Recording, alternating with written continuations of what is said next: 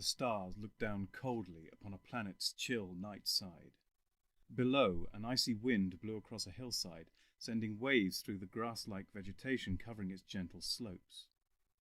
A creature, looking for all the universe like a common terrestrial rabbit, but for its 3 ears, crouched and shivered as this same wind ruffled the fur upon its back, blowing against the nap and forcing its icy fingers down towards the skin. The creature looked up furtively at the motionless pinprick sky, and its nose twitched in anticipation of danger. Just then the wind changed direction, and the animal's central ear became erect in a position of alertness. Its body quivered and hummed, a harp string in resonance with some faintly heard sound. The creature ran from that hill then, ran as if its life depended upon it, its bouncing rear growing ever smaller as it receded. Just before anyone atop that hill would have lost sight of it through mere distance alone, the creature vanished under a line of thick, bushy plants. Back on that hillside, so recently vacated, had anyone been there to hear, the sound would have been clear to them now. It was the sound of laughter. The switching of the wind distorted, muffled, amplified, and threw the sound, but could not silence it. What had started as a single voice, a lone clarion call of insane mirth, now became two. Two similarly affected beings, laughing as men might laugh at children, if those men were psychotic and the children on fire. And yet there was nobody to be seen on that hill. Two voices became three. 3 instruments joined in a symphony of insanity, rising and rising all the time, until the sky itself seemed to echo back the sound. And still they laughed. It was about 20 minutes to closing time at the Arthritic Fox, nestled in sleepy little Wilton. Not that that meant a great deal to the landlord of this quaint rustic establishment. Horace, for that, to his mild irritation, was his name, was well known in the village for keeping whatever hours he pleased. Indeed, more often than not, several days could pass without any actual closing time being enforced. Tonight, however, was slow, so slow that he was in fact alone in the place. He was just contemplating closing early when the front door opened, partly through the effort of the man now entering, and partly through the efforts of the chill night wind. This was also having a great deal of success in entering the inn until the newcomer put his weight against the door and finally forced it closed. "Morning, Jack," Horace said good-naturedly, nodding slowly in the man's direction. This was his traditional humorous way of greeting his most regular of customers, Jack the poacher. "For God's sake, Horace, it's 11:15 at night, you silly old fool," Jack said impatiently. This was his traditional response to Horace's humour. Horace replied, accompanied by more nodding and a relaxed smile. "Give me a pint of beer, will you?" Horace eased into action to fulfil this request. "Catch anything tonight, Jack?" he asked casually. Jack the poacher had never been entirely happy with his name. He felt it gave the police a certain advantage. Philosophically, however, he reasoned we all have our crosses to bear. He reached inside his coat and dumped a large rabbit on the bar. "Now would you look at that one, Horace?" he proclaimed proudly. "Certainly a big one, all right," Horace said, handing Jack his pint. "Cheers. Yep, that wasn't really what I meant." "No?" "No." "What then?" "Damn it, man, it's got 3 ears!" Horace looked down again at the brown-furred body on his bar, and was indeed surprised to find its ears were more numerous than your run-of-the-mill bunny. "Well, I'll be," was his considered assessment. "It sure is the damnedest thing," said Jack. "I blame all this pollution and stuff. Before that came along, all you'd have is your odd 2-headed lamb born at midnight, and you'd say no more about it." Horace agreed wholeheartedly. Jack had just started to ask about the day's racing results, when they both thought they heard a sound. As they listened, it became clearer and louder. 3 voices, each raised in manic laughter. Jack and Horace looked at one another, puzzled and perturbed. The laughter intensified. Far towards the centre of the Milky Way, a star was entering its death throes. A red giant, who had consumed his nearest planetary companions long ago, had finally reached the point of terminal indigestion. At its fiery core of ferrous plasma, there was nothing left to consume. In a blink of an eye, it collapsed to form a super-dense ball of neutrons. The outer layers, suddenly unsupported, rushed into the newly formed void at near 1/7 the speed of light. They crashed into the pristine neutron star and ricocheted out in a tremendous, blinding explosion of matter and radiation. As this material from the outer layers raced free into the universe, nothing, of course, could be heard. However, looking at one patch of this hurtling nebulous material, focusing on just one helium atom within its mix of elements, and measuring the vibrations of this solitary atomic building block, then, translated into a sound wave, something recognizable could be heard. High-pitched and squeaky, the sound of three men laughing insanely. To look from orbit, the planet Mondas looked fairly harmless. Indeed, one might almost describe it as pretty. Looking down now at the Terminator, that line dividing day from night, a striking view of this world could be seen. On the daylit side, the 50-50 mix of land and sea produced a wonderful patchwork of continents and oceans, blues and greens from water and vegetation, the tan of deserts, and the blue-white of mountain peaks and polar regions. The night side existed in shadow, the only relief from this darkness the lights of settlements and towns. One collection of lights, not far from the Terminator, belonged to Huktan, the most important city on the planet. The sparse number of lights belied the city's vast size, many of its inhabitants preferring to do business under cover of darkness. Indeed, a mere hour before, while the city still enjoyed the last rays of the afternoon sun, it would have seemed like half a city, its narrow, twisting streets sporting far fewer inhabitants than you would expect for a metropolis of this size. Now in darkness, those same streets were as full as they had been in daytime, but with a completely new set of individuals. Most of the buildings were poorly constructed, with barely any care taken to urban planning. As a consequence, the alleys between the buildings were unlit, unclean, and a maze to trap the unwary. Among these streets many inns thrived, serving not only as places of refreshment and drunken pleasure, but also as marketplaces for the many traders of the night. The hank-spanking Monkey Funk was one of the most disreputable of these establishments, among establishments whose reputation was already far from savoury. Inside its walls, primitive oil lamps competed with aging neon signs to see which could provide the least useful illumination. The oil lamps would gutter, throwing crazy shadows tumbling around the room. In response, the red neon advertisement would buzz on at random intervals for a fraction of a second, as if to say, "Well, I'm here, Mr. Oil Lamp, but I choose when and whether I come on." Given the advert generally flashed about once or twice an hour, it was fairly confident it had the edge in pointlessness over the oil lamps. Both of these, of course, had forgotten the mock streetlight on top of the bar, whose single obsolete filament bulb had remained blown and unchanged for the last 20 years. It exuded smug superiority. The bar itself was tall, wide, and wooden, giving the barman an impression of solid, reliable safety, a barrier between himself and his mildly psychotic customers. This was, of course, precisely the impression the owner wanted it to give. The owner lived outside of the city in a nice little mansion in the countryside and would not have been seen dead in the place. This was precisely how most of his barmen were found. The majority of the seating in the inn had been put into alcoves. This had been achieved in spite of the architectural problems involved. Indeed, some of the alcoves were entirely freestanding. This was because the owner had found the alcoves always filled up the fastest, privacy being good for his clientele's business, and what was good for their business was good for his. There were 3 tables with chairs in the narrow space between the front door and the bar itself, but these were rarely used. Tonight, however, was an exception. A hooded figure now sat at one of these, alone and muttering to himself. The hood, which obscured much of his face, was part of a black gown, frayed and torn in places, which looked much like a monk's habit. From the sleeves, skeletal hands wrung and clawed, the blackened, blistered skin cracking as they moved. Looking out from beneath the cowl were 2 pain-ravaged eyes, maddened still further by the great intellect trapped within. His face was as blackened and sore as his hands, with much of his nose eaten away, making it seem almost skull-like. Beneath this nose sat a large brown moustache. The door of the inn was flung wide.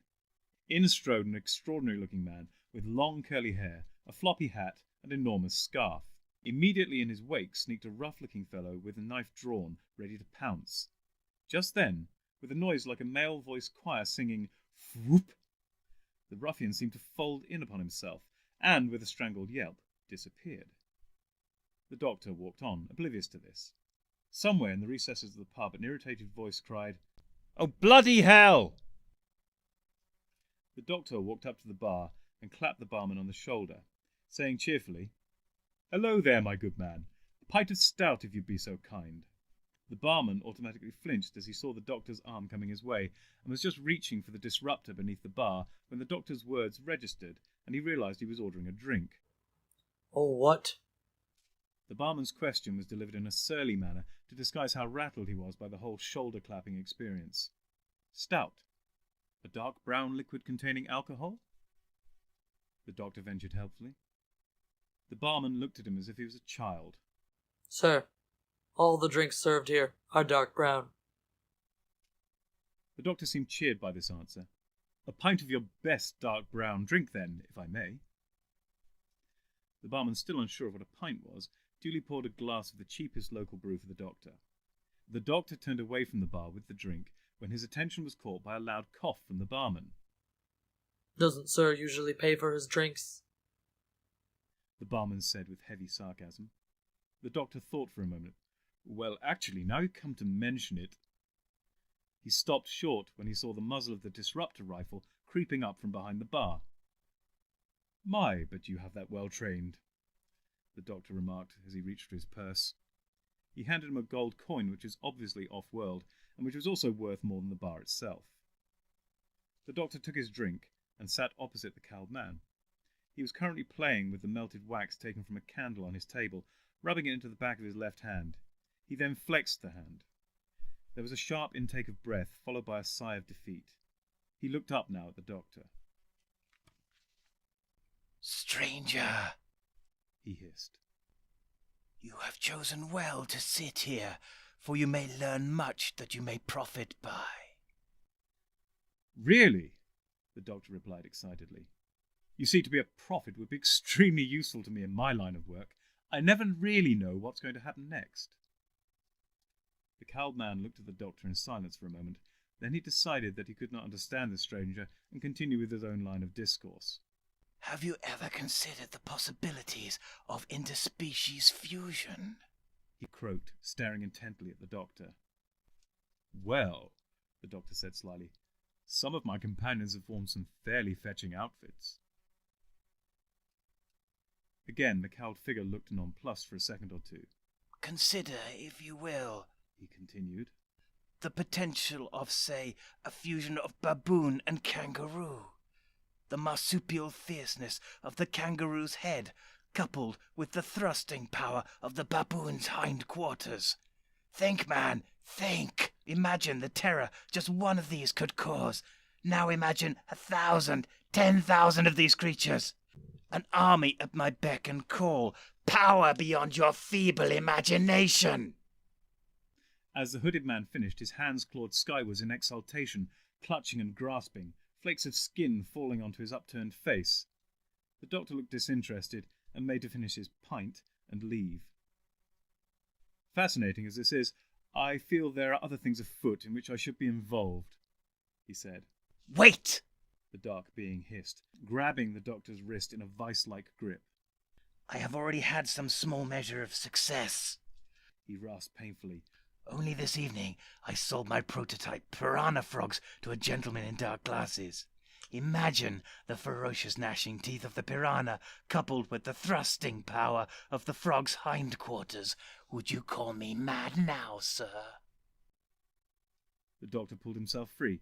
To do so would be pointless in the extreme.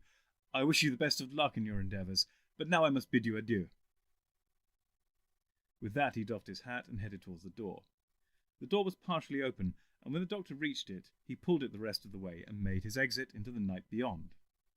As he did so, the bucket perched on top of the door tipped over, spilling its contents onto the hapless working girl sitting at the table behind that door. She screamed as, leaping and tearing, the piranha frogs devoured her entirely. Then they asphyxiated. A wordless howl of frustration came from one dingy corner of the pub, which was closely followed by a man with dark, slightly greying hair and a goatee beard, dressed in a high-collared, black-spangled gown. He also sported a pair of Ray-Bans. He sat down in the chair only recently vacated by the doctor, leant across the table, and grasped the cowled figure by the shoulders. "Do you know who that was?" The man snarled through clenched teeth. The mustachioed creature recognized him as the purchaser of the piranha frogs. Oh. was the hissed reply. Yes! What? The doctor, you senile old fool! The man in the Polaroids cried, shaking the other violently to emphasize his point. A shower of blackened flakes fell from the hooded man's juddering body. I see. He replied shakily. So you can stop assaulting me now? The bearded man stopped and removed his hands from the other's shoulders.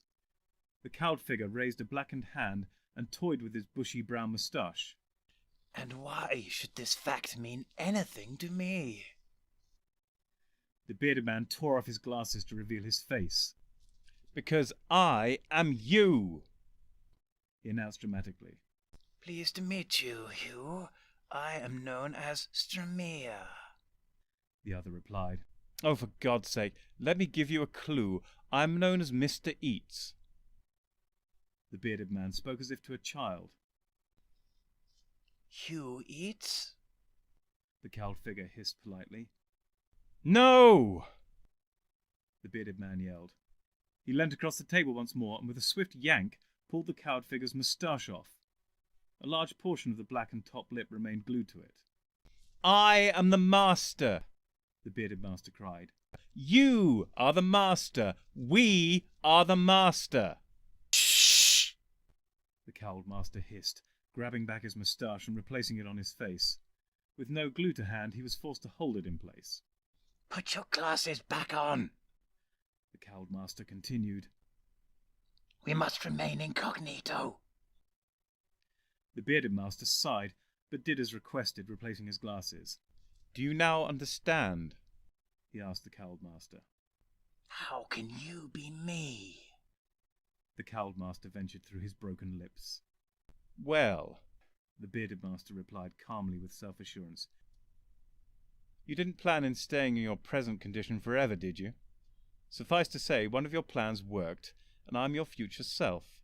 Now, would you answer me one question? Certainly. Why didn't you kill the doctor? The cowled master shuffled uncomfortably, more than his usual baseline discomfort. Well, I didn't actually recognize him, and even if I had, he showed no interest in my plans. The fool, did he not realize the potential for interspecies fusion? Yes. The bearded master interrupted hurriedly, stifling a snigger. You already told me your plan when I bought those useless piranha frogs from you. And what, may I ask, is your plan? The cowled master countered. The bearded master leant both elbows upon the table and clasped his hands together. The plan is as subtle as it is fiendish, He began. Tomorrow afternoon there'll be a meeting between the two most powerful meat vendors in this city, a meeting which I brokered. There, these two giants of the meat-based food product industry will sign a contract which I drew up. The contract will fix the price of sausages between the two firms, and will fix it at a level 10% higher than before. This last sentence was said as a triumphant finale. However, the blank expression on the cowled master's face told the bearded master he would have to elaborate further. The increase in the price of sausages will have a small but noticeable impact on the nutritional well-being of that largest proportion of the city's population, i.e. the poor. This discomforting of the masses will surely come to the attention of the doctor, who will certainly attempt to stop the signing of the contract. Since I know exactly when and where this signing will occur, it will be simplicity itself to place some deadly device at that location, primed to detonate when he arrives, thereby ensuring the destruction of the doctor. In spite of the bearded master's second triumphant finish, the cowled master was frowning. Since he had no eyebrows and his face was already heavily wrinkled, the bearded master could not see this, thus forcing the cowled master to voice his concerns. And how exactly, He asked. will the doctor's death benefit you? The bearded master's eyes filled with anxious confusion for a few seconds. When he replied, it was in a somewhat rushed manner. Well, with the doctor gone, no one will stand in the way of the price increase, and, it is but a short step from mass, slight malnutrition to universal domination. The cowled master remained unconvinced. Have you considered the possibilities of interspecies fusion? He began, then stopped. Both masters now noticed that a man was standing over them. He was a burly sort, the kind who usually worked as a bodyguard in a city so well suited to that profession. This particular individual seemed even more vacant than the norm, given that he stared off into space as he addressed them. "My master wishes to speak to you. You will follow me." "And what if we do not wish to?" the bearded master replied imperiously. "You have thrusting power in your hindquarters," added the cowled master, casting an appraising eye over the man. The man seemed to think for some moments, his eyes never leaving that point 5 meters beyond the back wall of the inn. "My master says if you do not come, you will be late." The two masters looked at each other. They both knew a threat when they heard it. "Lead on, my good man," said the bearded master with forced conviviality. The two masters rose and followed the henchman out into the night. The two masters followed the burly henchman through the back alleys of Huktan, keenly aware of the many denizens of the night, all unscrupulous, and all possibly deadly. Yet neither showed any signs of concern. Whatever dire intentions these pitiful creatures had were mere child's play compared to the unspeakable machinations concealed within their own numerous hearts. The bearded master strode purposefully, freezing the advance of any overly curious bystander with a simple gesture of his hand. The cowled master limped and shuffled with no less purpose, dissuading the curious with a simple gesture of his face.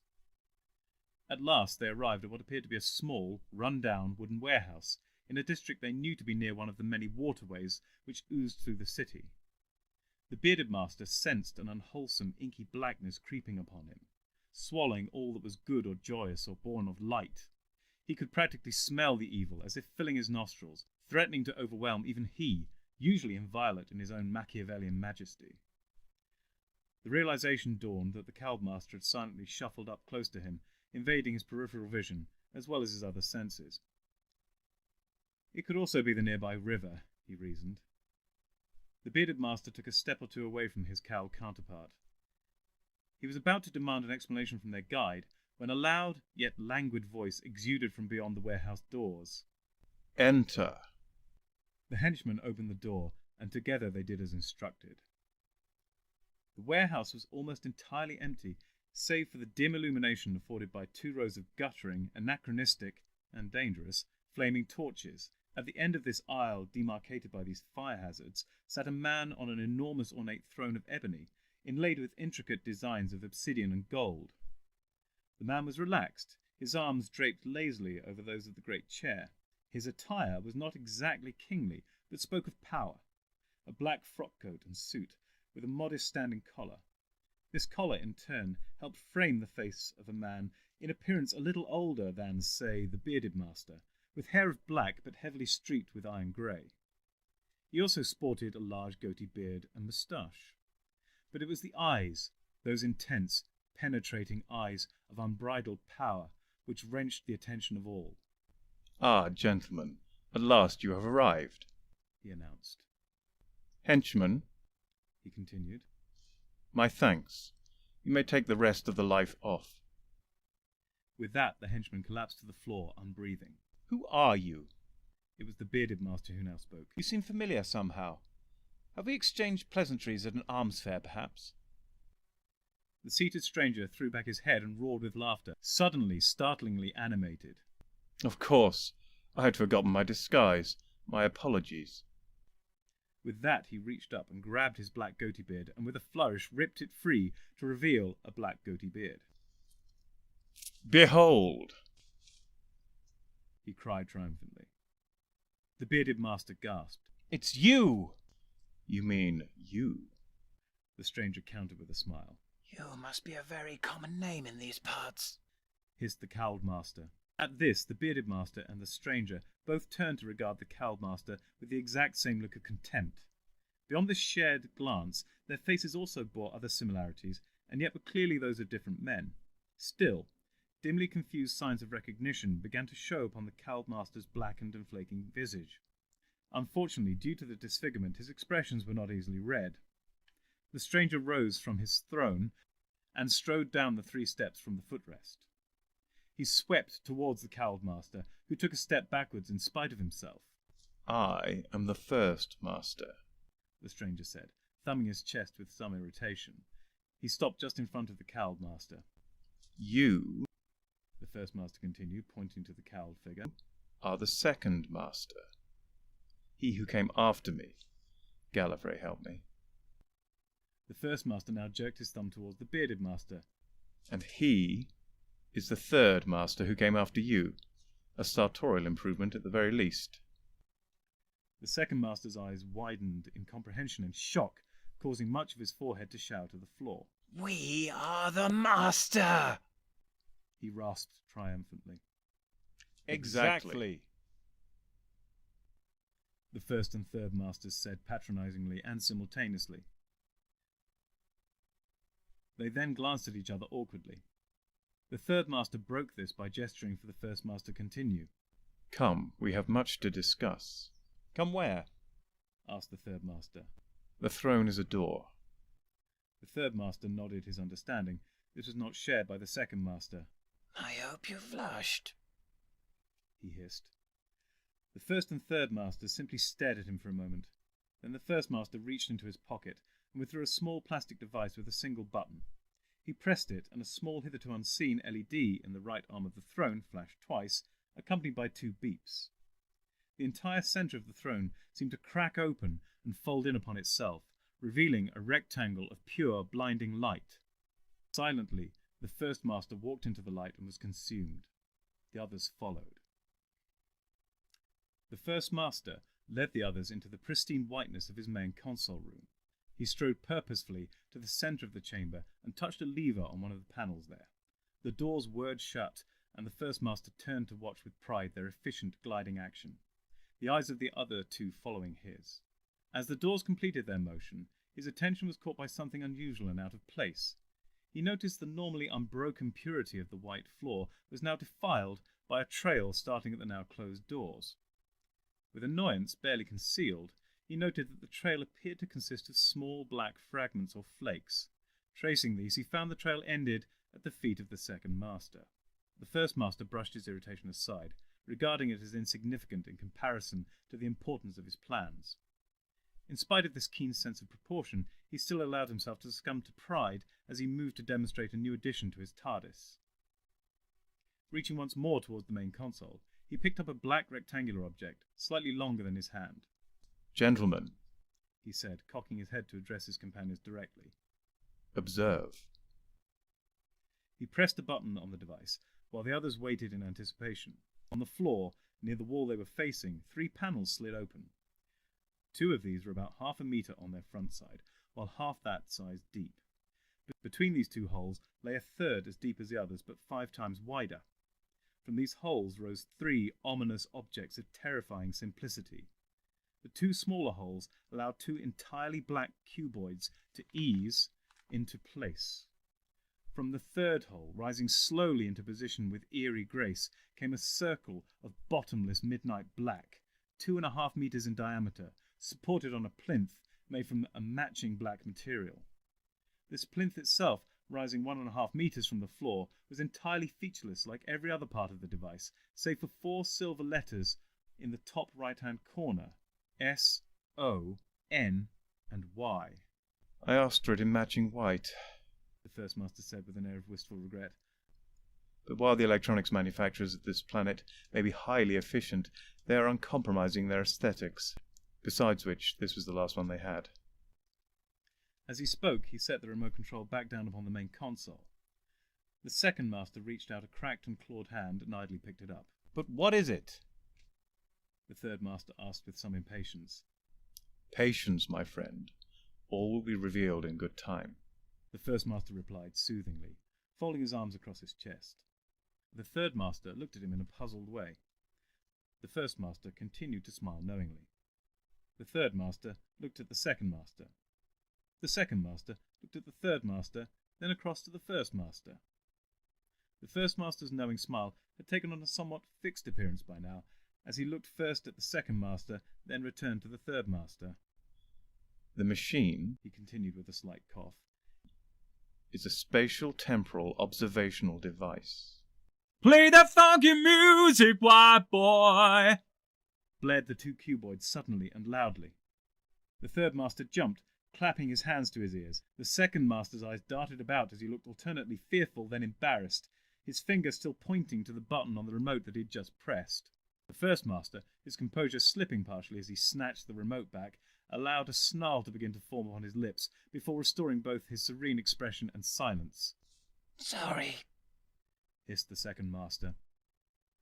The first master smile was a little frosty as he stated, "That is one of the additional features." He turned coolly to face the great black circle and pressed another control. Instantly a scene appeared before them. It was night on a windswept hillside. Below them they could see a nervous-looking bunny rabbit with 3 ears. The second master pushed forward, gripping the edge of the plinth with blackened talons, his eyes aflame with excitement. "Look!" he rasped, pointing towards the creature. Seemingly in response to his utterance, the rabbit bolted down the hill. The second master continued to keep his gaze fixed upon the receding animal. The third master looked questioningly at the first master. "The device can transmit as well as receive," the first master explained patiently. By now the second master had lost sight of the creature, but its image and the offspring of that image was still fully perceptible to him. "It had 3 ears.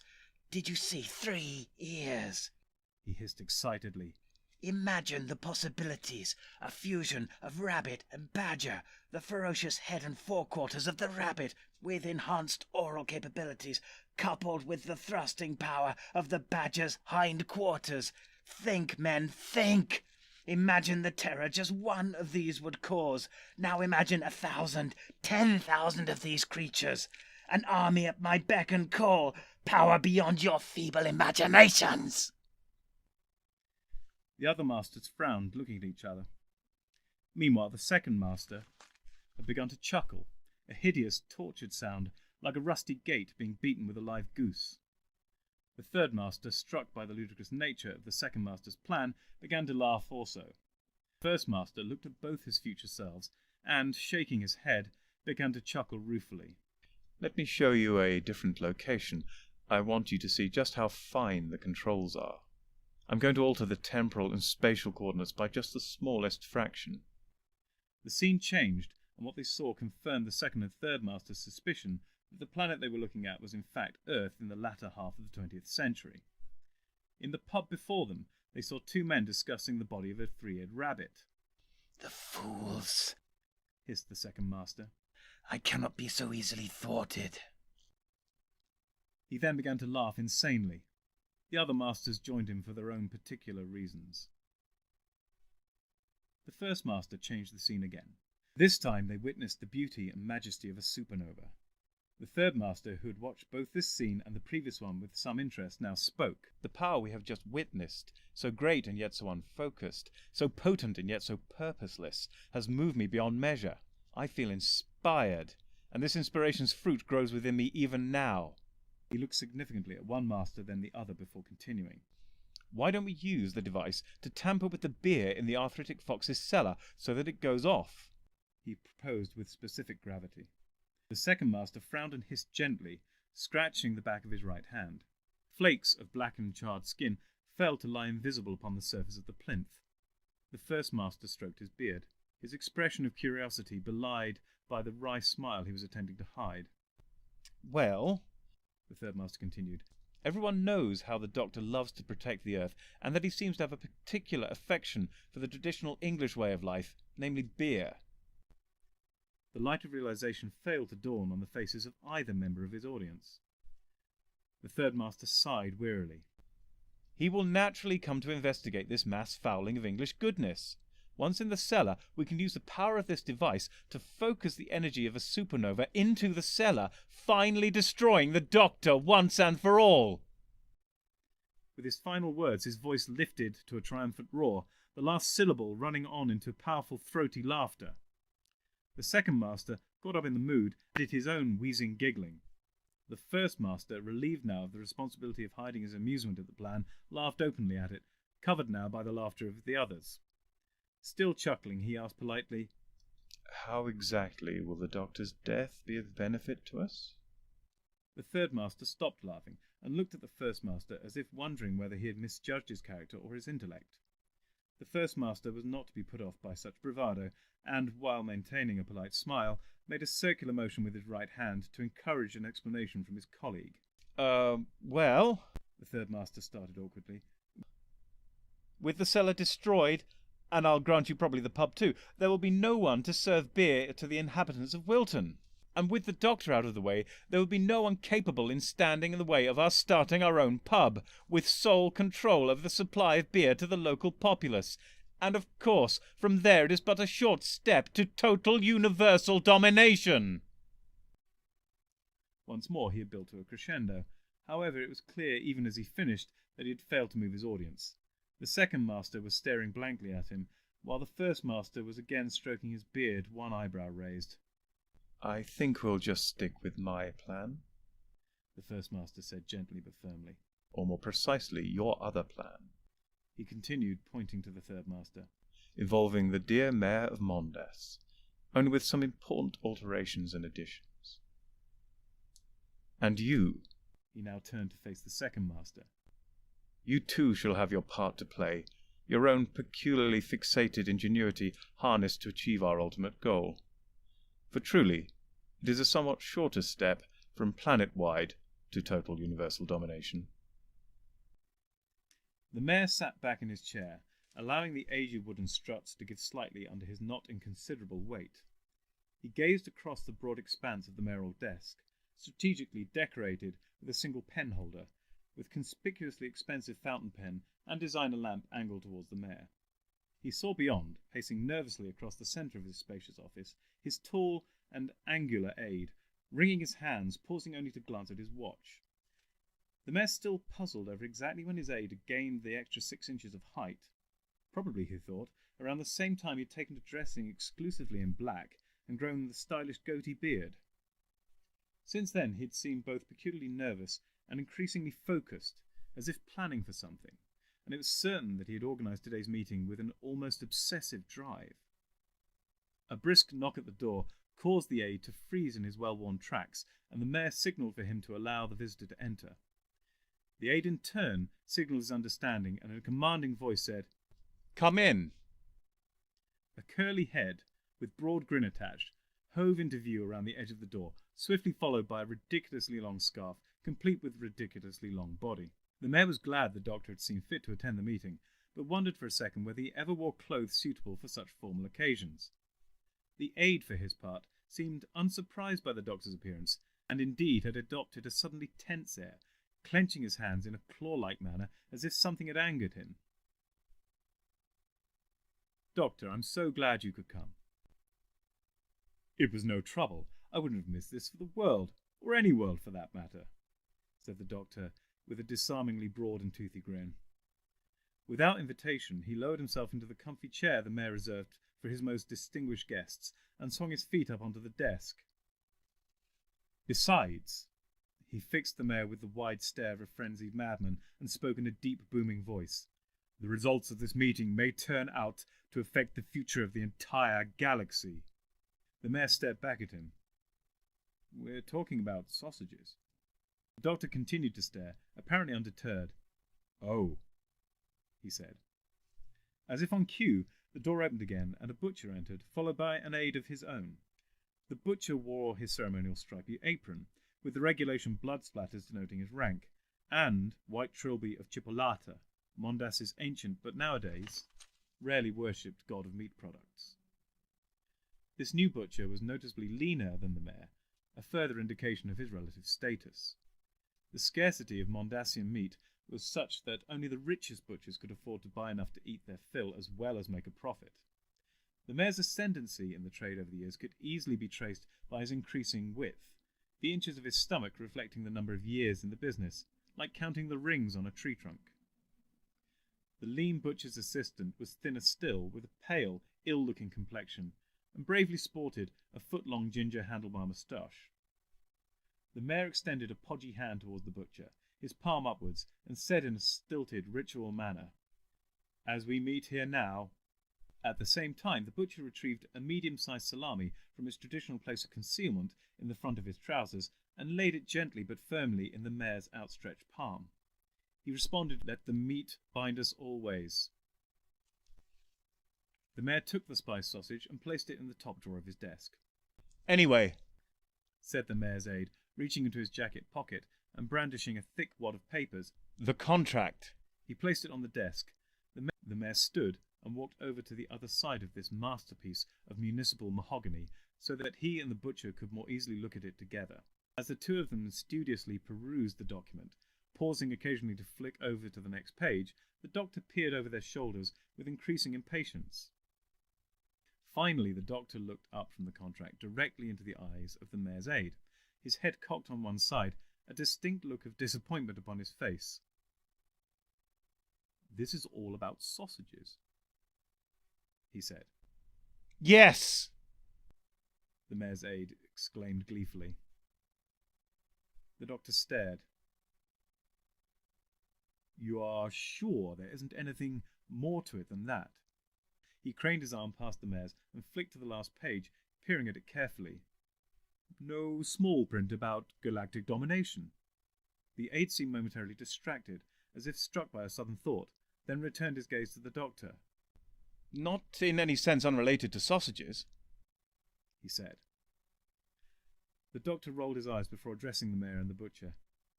"Gentlemen, I wonder if you would excuse me while I visit your lavatory."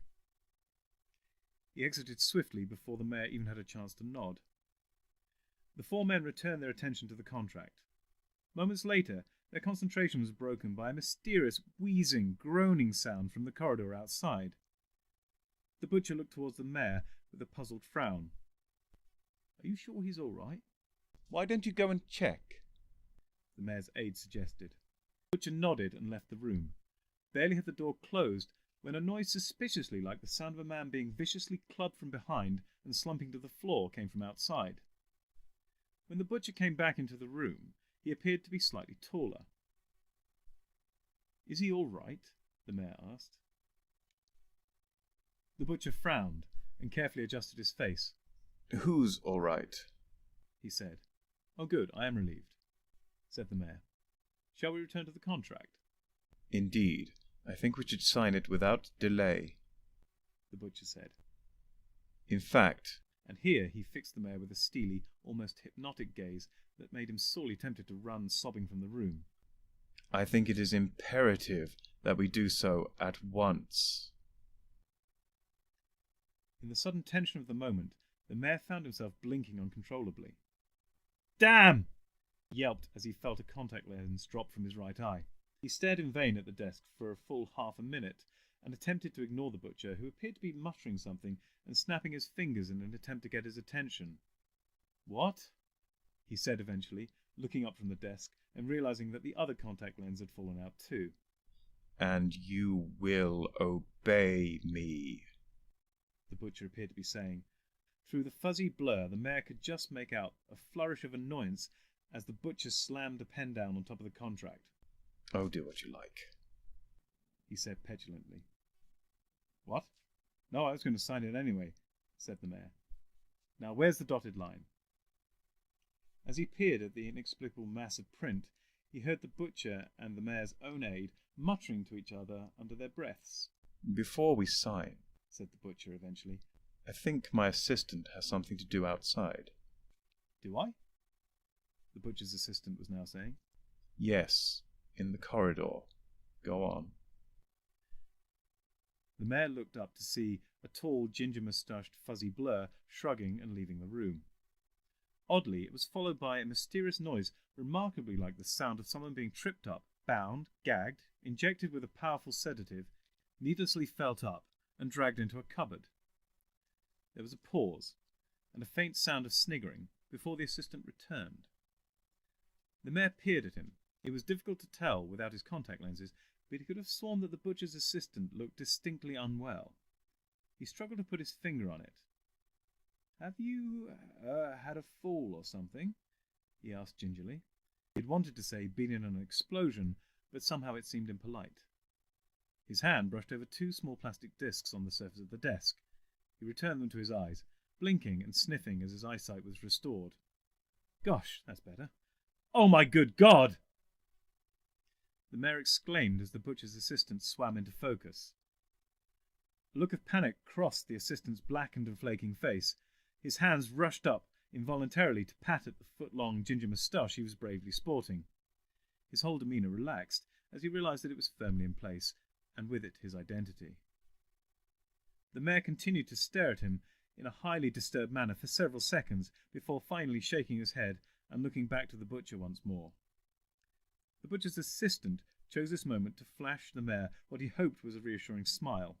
The effect was spoilt slightly by 3 of his front teeth falling with the faintest of patters to the desk.